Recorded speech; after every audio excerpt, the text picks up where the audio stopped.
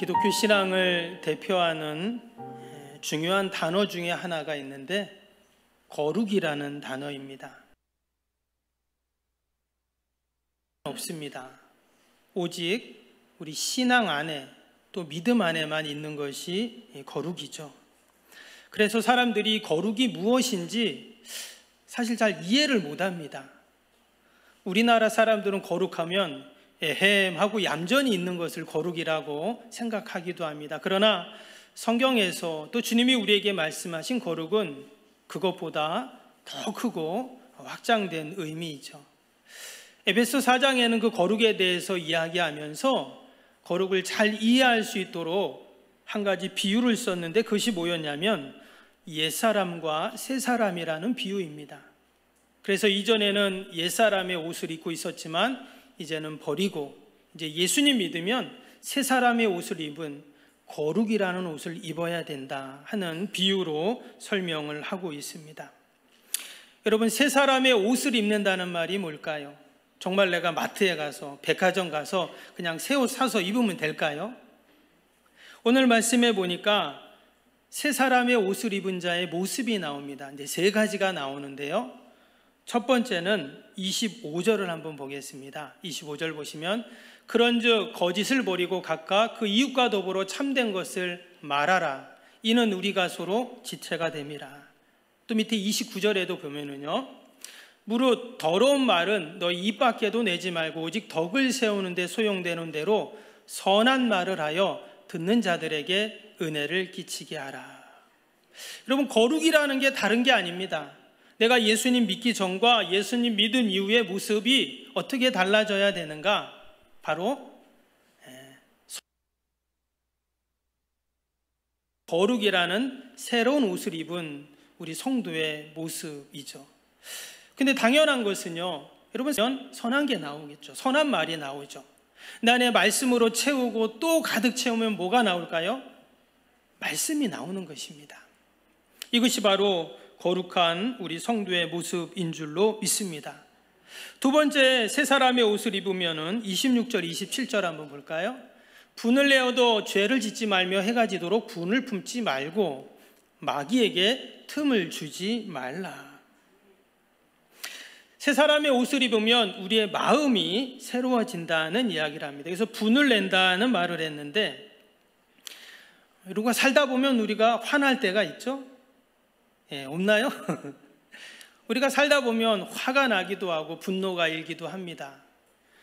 마틴 로이드 존슨이라는 목사님이 사람에게는 두 가지의 분노가 있다고 했습니다. 하나는 악한 분노가 있고 또 하나는 거룩한 분노가 있다고 그랬어요. 여러분, 성경에 보면 예수님도 분노하셨죠. 언제 하셨을까요? 성전에서 기도하는 집, 하나님을 만나는 집인데 막 거기서 사람들이 장사를 하고 막 이러니까 막 하나님이, 우리 주님이 화를 내시고 분내하셨던 그 내용이 나옵니다. 그리고 그것 때문에 종교 지도자들이 예수님을 모의를 하고 죽이는 모의를 하는 그런 내용이 나오죠. 그러나 하나님의 뜻이었죠. 그래서 우리 예수님도 분노하셨던 그 모습입니다. 그러나 그 분노는 그냥 막 화내는 게 아니었어요. 그게 바로 거룩한 하나님이 기뻐하시는 분노였다는 겁니다. 그래서 우리 그리스도인들, 이제는 옛사람의 옷을 벗고 새사람의 옷을 입은 사람들은 늘 우리의 마음 속에 우리의 마음이 변화되고 새로워지는 거룩한 분노를 갖는 자들이 되었다는 것이죠. 그런데 또 한 가지가 있습니다. 예수 믿고 새 사람이 되었을 때 우리의 모습이 어떻게 변했냐?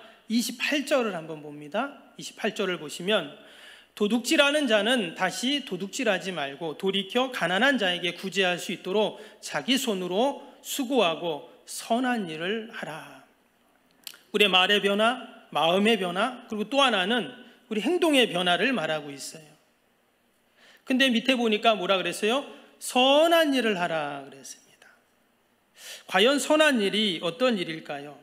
단순히 좋은 일, 나쁜 일만을 말하지는 않을 것입니다. 하나님이 기뻐하시는 일, 또 정말 하나님의 뜻을 이루는 일이 선한 일이겠죠. 과연 하나님이 기뻐하시는 선한 일이 무엇일까? 오늘 함께 읽었던 본문 가운데 그 말씀이 나옵니다. 31절부터 다시 한번 볼까요? 31절, 32절입니다. 너희는 모든 악독과 노함과 분냄과 떠드는 것과 비방하는 것을 모든 악의와 함께 버리고, 예수께서 이르시되, 그 32절이요? 32절 넘어가 버렸네요. 32절에 서로 친절하게 하며 불쌍히 여기며 서로 용서하기를 하나님이 그리스도 안에서 너희를 용서하심과 같이 하라. 하나님이 이제 우리가 선한 일을 하라고 하셨는데, 이제 우리가 새 사람의 옷을 입은 사람들은 선한 일을 해야 되는데, 그 선한 일이 뭐냐? 바로 용서라는 것입니다. 용서하면 여러분 딱 떠오르는 게 뭐가 있습니까? 저는 베드로의 그 주님께 질문했던 용서가 생각이 납니다. 마태복음 18장에 보면 어느 날 베드로가 예수님에게 와서 이런 걸 물어보죠. 예수님, 어떤 사람이 나한테 막 화나게 했는데 도대체 그 사람을 몇 번이나 용서하면 좋을까요? 한 7번 정도 하면 됩니까? 이렇게 말을 했습니다. 여러분, 누가 나를 화나게 하는데 7번 정도 용서하신 분 계세요? 아마 1번, 2번은 우리가 용서할 수 있을 것입니다. 그런데 7번이나 용서한다. 보통 사람이 아니에요. 그런데 베드로가 그렇게 물어본 거예요. 아마 베드로도 예전에 예수님 믿기 전에, 예수님 만나기 전에는 우리가 베드로 성질을 알잖아요. 7번이 아니라 누가 자기를 힘들게 하면 그냥 바로 치고받고 한바탕 하는 그런 사람이었어요. 근데 예수님 믿고 이제 새 사람이 되니까, 새 사람의 옷을 입었으니까 내가 7번까지는 내가 용서하겠습니다, 이렇게 말한 거예요. 근데 그때 예수님이 뭘 하셨을까요? 마태복음 18장 볼까요? 18장 22절에 예수께서 이르시되 내게 이르노니 7번뿐 아니라 7번을 70번까지도 할지니라. 아마 베드로가 그 얘기를 듣고 깜짝 놀랐을 겁니다. 아니면 고개를 절레절레 했겠죠. 아니 7번도 아니고 7번에 70번, 490번이잖아요. 여러분, 이 가능할까요? 그럼 왜 예수님은 이렇게 말씀하셨을까? 예수님은 이렇게 말씀하시고 정말 이렇게 용서하셨습니다.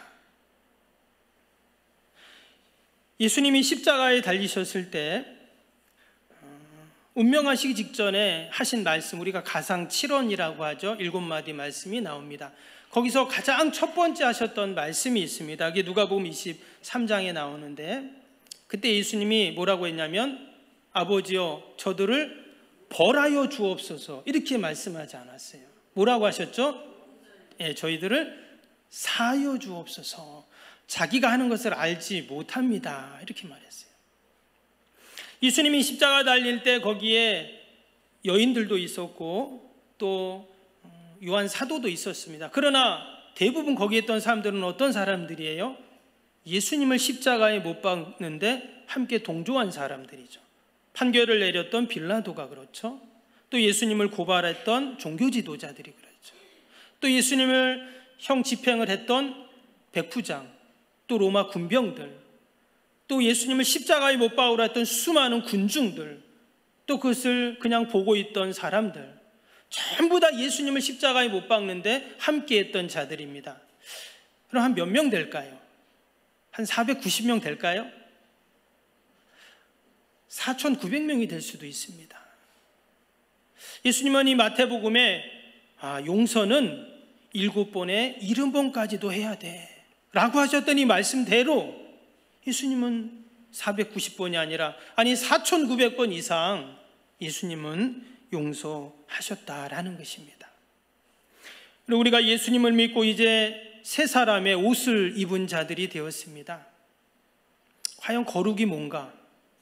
주님은 우리에게 선한 일을 하는 것이라고 했습니다. 여러분, 그 선한 일이 바로 용서인 줄로 믿습니다.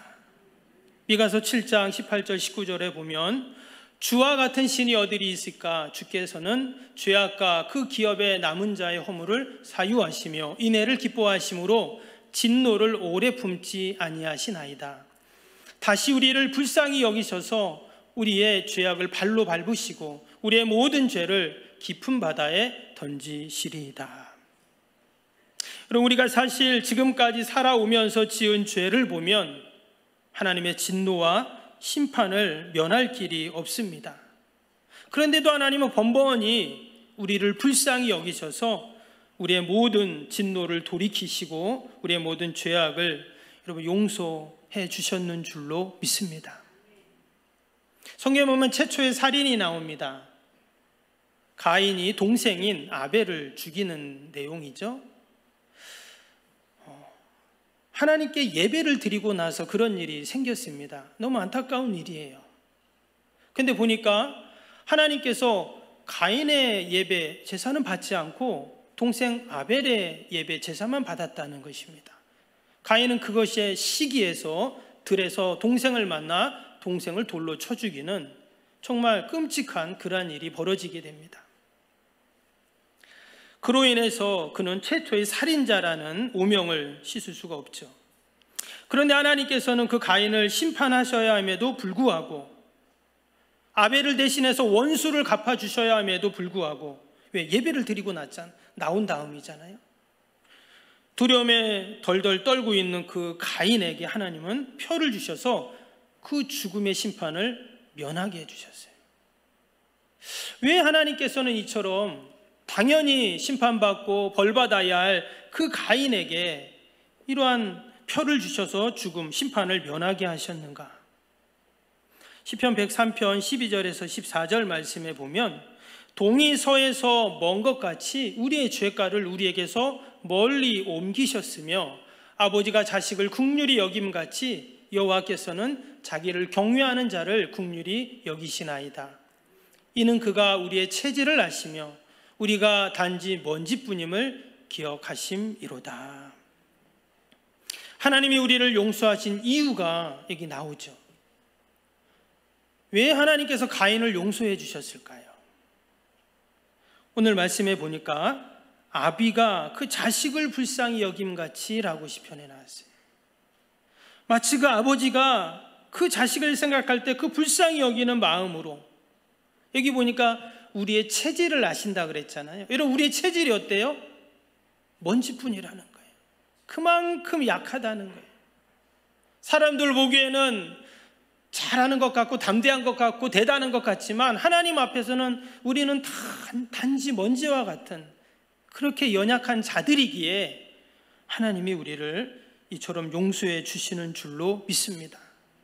왜? 우리 스스로는 그 죄의 문제를 도무지 해결할 수 없는 연약한 존재이기에 용서해 주시는 것입니다. 용서하지 않으면 그 죄의 문제를 도무지 해결할 수 없기 때문이죠. 그리고 이제는 여러분, 저와 여러분들을 용서해 주셔서 우리가 지금 이 자리에 있는 줄로 믿습니다. 아멘. 우리는 다 용서받은 자들입니다. 우리 옆에 있는 분에게 한번 말씀해 주세요. 용서받으셨습니다. 한번 해주세요. 아니, 목사님 뭐 말로 하면 다 용서가 되나요?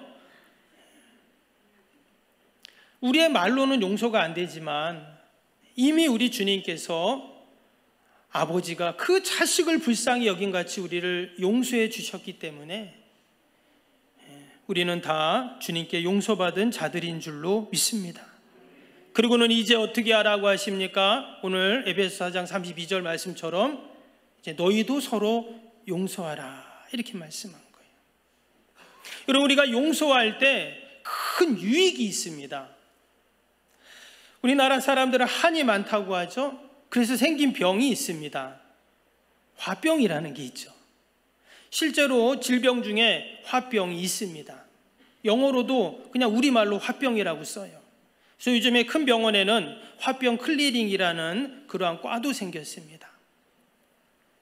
여러분, 화를 풀지 않고 계속 쌓게 되면 어떻게 됩니까? 그게 병이 된다고 하죠. 그게 신경계통의 질병을 일으키고 각종 성인병의 원인이 되고 반드시 합병증을 가져오는 게 이 화병이라고 합니다. 서울대학병원에서 그 화병 진단법이라는 것을 내놓은 것을 보았습니다. 15개가 있는데 여러분, 이 중에서 5개만 이상만 해당이 되면 이분은 화병이 있을 확률이 70에서 80%까지 있다고 해요. 한번 잘 들어보시고 과연 나에게 화병이 있나 없나 진단해 보시기 바랍니다. 첫 번째, 사소한 일에 자꾸 짜증내고 신경질 낸다. 두 번째, 가슴이 답답하고 두근거린다. 세 번째, 자꾸 깜빡깜빡 잘 놀란다. 네 번째, 이유도 없이 얼굴이 화끈하고 달아오른다. 다섯 번째, 머리가 아프다. 여섯 번째, 잠이 잘 안 오고 자꾸 깬다. 일곱 번째, 항상 피로하다. 여덟 번째, 만사가 귀찮다. 아홉 번째, 불안하고 초조하다. 열 번째, 소화가 안 되고 속이 쓰리다. 11번째, 명치 부위 꼭 그 목 부위에 응어리 같은 것이 느껴진다. 12번째, 입안이 자주 마르고 갈증이 난다. 13번째, 손발이 차갑고 저리다. 14번째, 정신 집중이 곤란하고 기억력이 감퇴된다. 15번째, 팔다리가 쑤시고 아프다. 쭉 보니까 꼭 내 얘기하는 것 같죠? 5개가 아니라 다 해당되는 것 같은 그런 마음이 들기도 합니다. 근데 중요한 것은 왜 화병이 생기는가, 이게 중요해요. 왜 생기는가? 앞에서 말씀드린 것처럼 용서하지 못하기 때문에. 이것은 반대로 말하면 어때요? 용서하면 건강해지고 행복해진다 하는 그런 말씀이기도 합니다. 실제로 미국의 스탠포드 대학의 프레드 레크린이라는 교수님, 그 의사 선생님이 뭐라고 했냐면 이 용서라는 그 책에서 이렇게 말했어요. 자신의 책 어떻게 결론 내렸냐면, 사람은 용서할 때 스트레스와 분노가 감소하고 마음의 평화를 유지하고 건강하며 행복해진다. 아마 의사 선생님이 말한 거니까 맞는 말일 겁니다.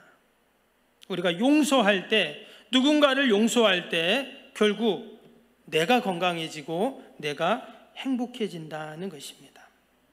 그리고 우리가 용서한다고, 아까 옆에 있는 분에게 용서합니다 이렇게 말을 했지만, 여러분, 내가 말로 한다고 그 죄가 없어지는 것은 아니죠. 내가 용서를 안 해도 그 상대방은 그냥 잘 살 수가 있을 것입니다. 그리고 용서하지 않으면 나는 여전히 힘이 들죠. 앞에 나왔던 밥맛도 없고 잠도 안 오고 답답하고 입술이 마르고 뭔가 돌덩이 같은 게 나를 확 누르는 것 같고. 그런데 여러분, 용서하면 어떻게 된다고요? 결국 용서하면 내가 행복해진다라는 것입니다.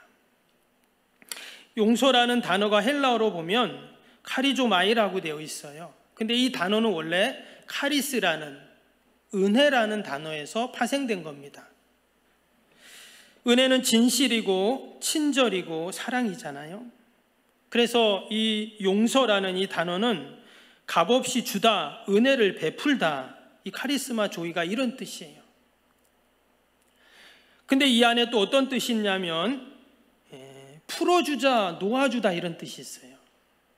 그러니까 용서라는 원어는 뜻이 뭐냐면 내가 조건을 따지지 않고, 그러니까 값없이 그냥 풀어주는 거, 놓아주는 게 용서라는 거예요.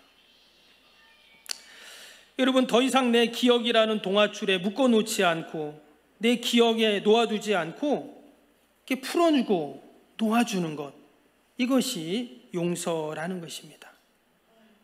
아이고, 목사님, 말은 쉽죠. 말은 쉽지.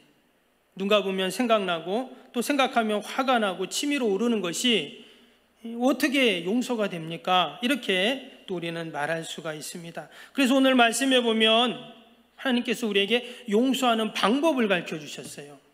그 방법이 뭡니까? 오늘 말씀 보니까 2가지가 나왔는데 이렇게 말하죠. 서로 친절하게 하며 불쌍히 여기며 서로 용서하기를 그랬어요. 첫 번째는 뭐예요?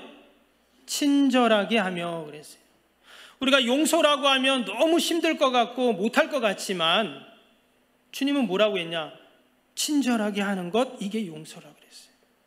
거기서부터 용서가 시작되는 거예요. 내가 어떻게 용서해? 난 도저히 못해. 이게 아니라 그냥 친절하게 하라는 거예요. 그러면 용서가 시작이 됩니다. 두 번째는 뭐라고요? 불쌍히 여기는 마음을 가지라는 거예요. 이 마음은 주님의 마음이잖아요. 긍휼히 여기는 마음. 불쌍히 여기는 마음을 가졌던 사람이 있습니다. 창세기 50장에 보면 요셉이죠. 창세기 50장에 보면 아버지 야곱이 죽어서 장례를 치르는 그런 내용이 나옵니다. 장례를 다 치르고 나서 이제 형들이 어때요? 이제 큰일 났다. 그동안 아버지가 우리의 방패막이 되었는데 이제 아버지 없으니까 동생 요셉이 우리 가만두겠냐? 어떻게 하겠냐?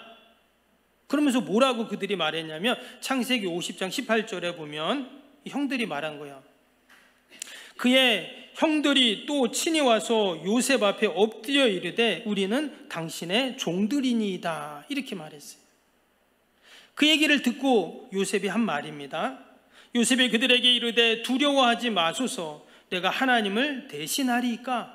또 20절에 보면 당신들은 나를 해하려 하였으나 하나님은 그것을 선으로 바꾸사 오늘과 같이 많은 백성의 생명을 구원하게 하시려 하셨나니 당신들은 두려워하지 마소서 내가 당신들과 당신들의 자녀를 기르리이다 하고 그들을 간곡한 말로 위로하였더라.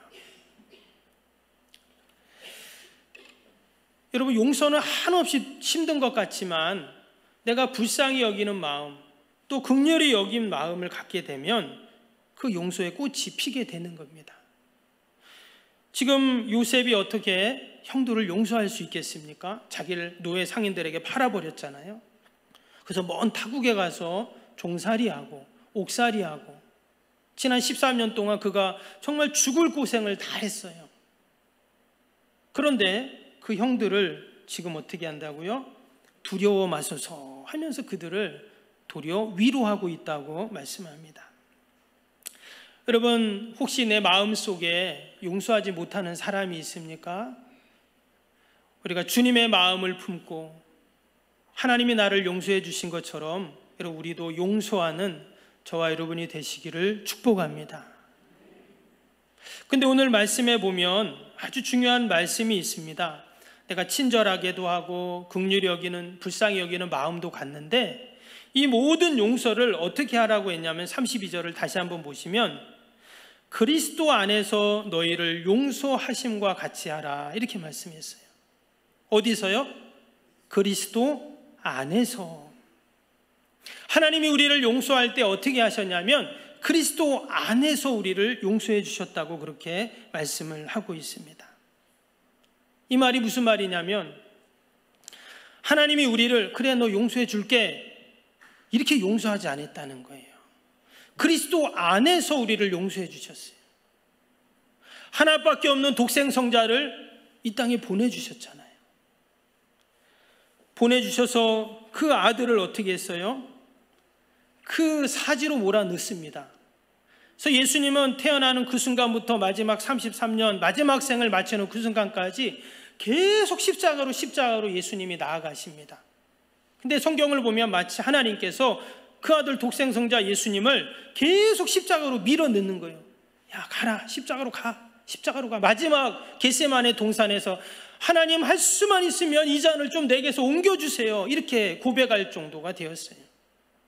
그런데도 하나님 어떻게 해요? 아니야, 네가 십자가로 가야 돼 하면서 계속 예수님을 밀어서 그 골고다 십자가까지 밀어버리시죠. 결국 하나님은 우리를 용서하시기 위해서 그 아들을 그 십자가에 내어주신 것입니다. 그래서 이제 우리가 용서하는 자가 되어서 용서받은 자가 되어서 우리는 이처럼 하나님 앞에 설 수 있게 되었고 하나님의 자녀가 되었고 또 하나님의 자녀의 권세를 누리는 저와 여러분이 되었는 줄로 믿습니다. 예수님도 그 하나님의 뜻을 받들어서 온몸이 찢기고 조롱당하고 또 손발에 못이 박히고 옆구리에 창이 찔리고 마치 그 지푸라기를 더미를 끌어안고 그 불 속으로 달려들어가는 그 모습처럼 우리를 위해서 우리의 용서를 위해서 그 저주의 길 십자가의 길로 나아가셨습니다. 그래서 이제는 하나님과 원수된 우리의 모든 관계를 다 청산해 주시고 그 십자가로 우리를 용서받은 자로 만들어 주셨는 줄로 믿습니다. 여러분, 저와 여러분이 이러한 용서받은 자들입니다. 아멘. 우리는 시시하게 용서받은 자들이 아니에요. 주님이 십자가에서 우리를 용서해 주신 너무나 귀한, 우리는 용서받은 자들입니다. 이제 우리도 다른 사람을 용서할 수 있습니다. 어떻게요? 그리스도 안에서 용서할 수 있습니다. 예수님의 용서의 가치는 세상 무엇과도 바꿀 수 없습니다. 예수님의 그 고통, 예수님의 눈물, 예수님의 그 피, 또 예수님의 그 사랑이 여러분, 저와 여러분들을 용서의 사람들로 다 만들어 주셨는 줄로 믿습니다. 그래서 세상에서 가장 선한 일은 무엇인가? 이제 거룩함을 입은 우리 성도들의 삶 가운데 가장 선한 일은 여러분 용서인 줄로 믿습니다. 이러한 용서의 고백과 믿음을 갖고 우리 한번 이 시간 함께 찬양하겠습니다. 여러분.